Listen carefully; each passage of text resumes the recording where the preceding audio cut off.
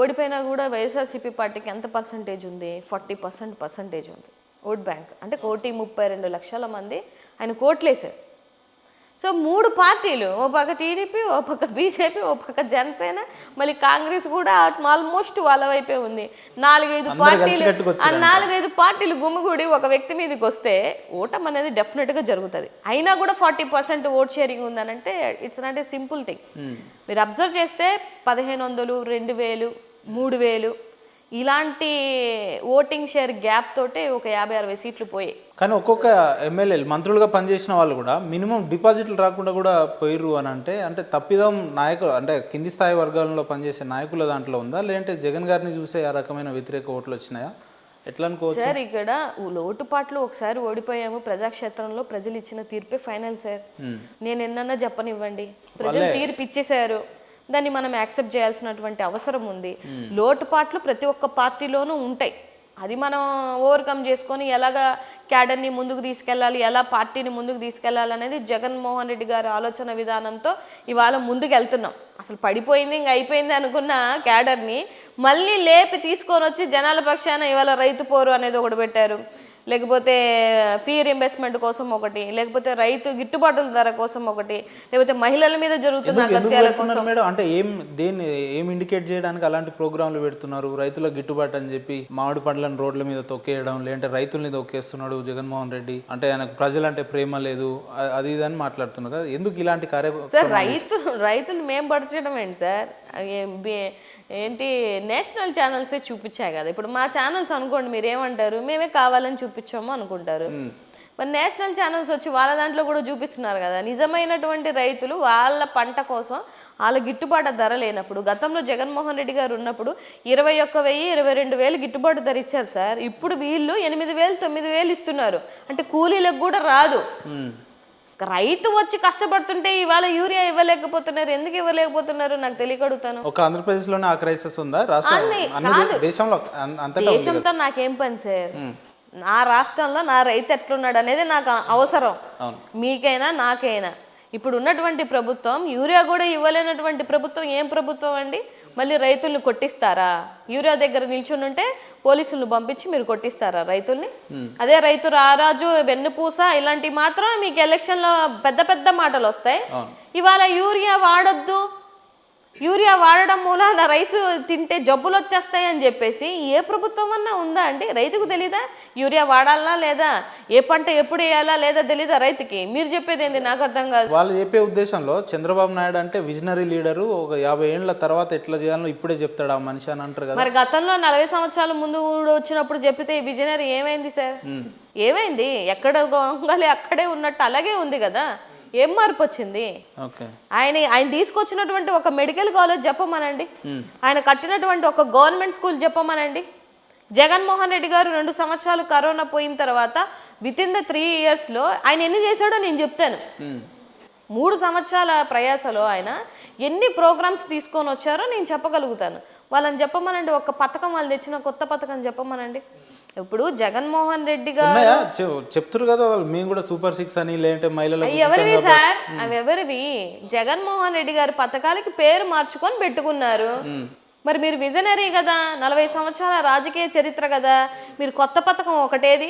ఇతను కానీ లోకేష్ కానీ ఏదో ఒక కొత్త పథకం చెప్పింది చెప్పమనండి, తక్కువని చెప్పమనండి. అందులో కూడా వ్యత్యాసం ఉంటుందా? ఏ సార్, తల్లికి వందనం, అమ్మ ఒడికి పేరు మార్చుకొని తల్లికి వందనం పెట్టుకున్నారు, రైతు భరోసాకి పేరు మార్చుకొని పెట్టుకున్నారు, లేకపోతే శ్రీనిధి డబ్బులకి పేర్లు మార్చుకొని పెట్టుకున్నారు. అన్ని వైసీపీ హయాంలో జరిగిన అంతే కదా సార్. అసలు మీరు సంక్షేమం వద్దన్న వాళ్ళు, మీ కూటమి ప్రభుత్వం గత సంవత్సరం 5 సంవత్సరాల్లో అనవసరంగా డబ్బులు ఇస్తున్నాడు, ఆ ప్రజలకి సోమరిపోతుల్ని చేస్తున్నారు అని చెప్పినటువంటి మీరు అదే సంక్షేమానికి మళ్ళీ పేర్లు మార్చుకొని మేము ఇస్తామనే కదా మీరు వచ్చారు. అంటే ప్రజల సొమ్ము ప్రజలకు పెట్టడం మీకు బాధ ఏంటి? మీకు బాధ సార్? ఇప్పుడు బాగుందా? ప్రైవేట్ వ్యక్తులకి అప్పచెప్తున్నారు, సిండికేట్లకు అప్పచెప్తున్నారు. ఇప్పుడు మీ ఖజానాలన్నీ నిండుతున్నాయి కదా బ్రహ్మాండంగా.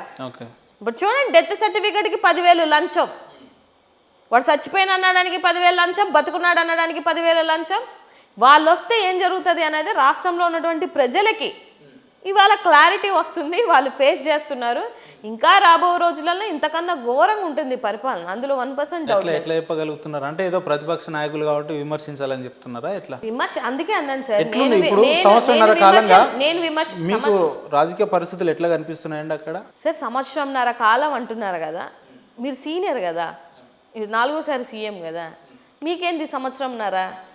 మీకేంది సార్ సంవత్సరంన్నర? జగన్మోహన్ రెడ్డి గారు అంటే కొత్తగా వచ్చాడు కాబట్టి కొత్త సీఎం అయ్యాడు. ఇంకా ఆయన అదృష్టమేమో కరోనా ఒకలాంటి విపత్తు వచ్చింది, అయినా కూడా ఆయన నిలదొక్కుని అంత చేశాడు కదా. ఏ రోజన్నా జగన్మోహన్ రెడ్డి గారి నోట్లో ఇక్కడ నేను ఏం చేయలేను, ఖజానాలో డబ్బులు లేవు, నేనేం చేయలేకపోతున్నా, అమ్మో చూస్తుంటే భయం వేస్తుంది, ఇలాంటి మాటలు ఎప్పుడైనా మాట్లాడారా ఆయన?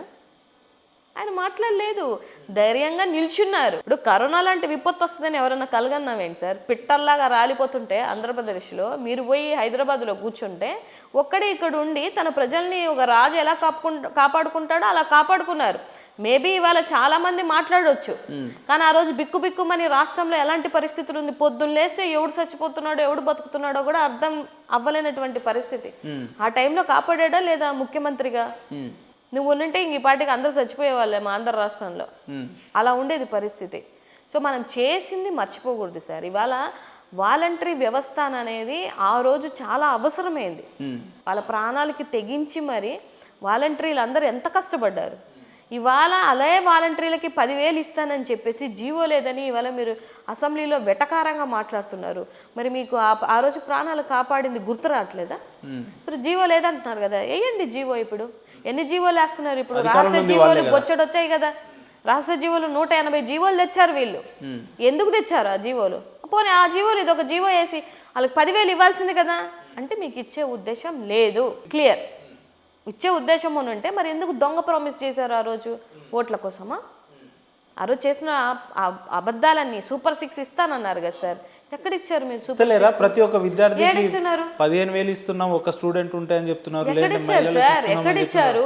తల్లికి వందనం చొప్పున ఎంత మందికి ఇచ్చారు అని అనేది వాళ్ళని ఒక శ్వేతపత్రం రిలీజ్ చేయమని చెప్పండి. ఇవాళ ఎంఆర్ఓ ఆఫీసులలో, సచివాలయ ఆఫీసులలో ఎంతమంది తల్లులు వెయిట్ చేస్తున్నారో అడగండి. నీకు 15,000, నీకు 15,000, నీకు 15,000 ఎక్కడ వేసారో అని అడుగుతున్నాను సార్. ఎంతమంది తల్లుల్ని అడగండి, నన్ను కూడా అడగబల్లా. నేనైతే మరి పాజిటివ్గా చెప్పాను అనుకుంటారు కదా. తల్లుల దగ్గరికి వెళ్ళి ఎంత 7,000, 8,000, 9,000 మీరు ఇస్తానన్నది ఎంత? మొదటి సంవత్సరం ఏ పథకం ఇవ్వలేదు సార్ వాళ్ళు, ఇది 2వ సంవత్సరం. అవును, సెకండ్ ఇయర్. మొదటి సంవత్సరం మీరు ఏ పథకం ఇవ్వాల, సూపర్ 6 0. 2వ సంవత్సరంలో 15,000 అని 13,000 కదా ఇచ్చారు. అది కూడా 30 లక్షల మందికి ఇవ్వకుండా చేసినటువంటి ప్రభుత్వం మీది. ఎక్కడిచ్చినట్టు? ఇప్పుడు ఇవాళ వికలాంగుల యొక్క పెన్షన్ అన్నారు, ఏం చేశారు? వికలాంగుల పెన్షన్లు తీసేశారు. ఉన్నవే తీసేశాక ఎంతమంది చనిపోయారు సార్ వికలాంగులు? ఇప్పుడు వికలాంగుల్ని బేర్ చేసుకొని భరించుకొని కొన్ని ఫ్యామిలీస్ ఉంటాయి, అదేదో పెన్షన్ వస్తుందని చూసే వాళ్ళు ఉంటారు. పెన్షనే రాలేదనుకోండి, ఎవరు చూడాలి వాళ్ళని? వాళ్ళ యొక్క ఆత్మవిశ్వాసం కోల్పోతారు కదా. కోల్పోయి చాలామంది సూసైడ్లు చేసుకున్నారు సార్. అయినా వికలాంగులకి వాళ్ళ దగ్గర కక్కుర్తేంది అని అడుగుతున్నాను నేను. ఇప్పుడు మీరు మద్యం విచ్చలవిడిగా అమ్ముకొని డబ్బులు సంపాదించుకుంటున్నారు, ఫ్రీస్ కానీ డబ్బులు సంపాదించుకుంటున్నారు. ముసలాళ్ళ పెన్షన్ల మీద, వికలాంగుల పెన్షన్ల మీద మీకు సిగ్గు అనిపించట్లేదా? వాళ్ళ దగ్గర నుంచి డబ్బులు దండుకుంటేనేనా మీ ఖజానాలు నిండేది? ఇంకే దేంట్లో నుంచైనా దోచుకోండి, పర్లేదు.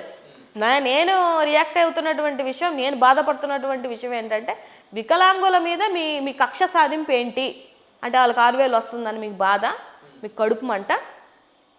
సో డెఫినెట్గా ఇవన్నీ రాష్ట్రంలో ఉన్నటువంటి ప్రజలు ఆలోచిస్తారు, ఓట్లేసిన వాళ్ళు ఆలోచిస్తారు. రాష్ట్ర సమస్యల గురించి వస్తేనేమో ఇంత అనర్గళంగా మీరు బాగానే మాట్లాడుతున్నారు, కానీ అయిపోయింది అసలు వైసీపీ ప్రభుత్వం పని అయిపోయింది, ఇంకా భవిష్యత్తులో రాబోదు.